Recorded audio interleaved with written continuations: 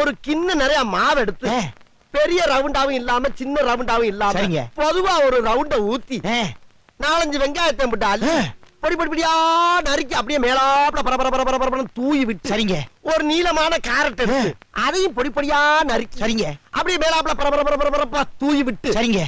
ஒரு 16 கரண்டி நெய் எடுத்து சரிங்க அதுல 6 கரண்டி நெய்ய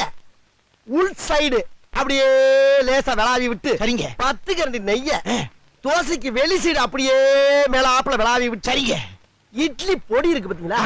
அத அப்படியே அள்ளி மலை சாரல் மாதிரி அதை மேலாப்ல பரபர அப்படியே பேய விட்டு சரிங்க பொத்துனாப்ல அப்படி ஒரு பரட்டு இப்படி ஒரு பரட்டு அப்படி பரட்டி விட்டு அப்படியே ரெட்டி கலர்ல முருக விட்டு அழகா மடிச்சு கமன்னு ஒரு ஊத்தப்பத்தை எடுத்துட்டு வாங்க சரிங்க அண்ணனுக்கு ஒரு ஊத்தப்பம் அட பிக்காளிப்பழ அரை மணி நேரமா கதையா சொல்லி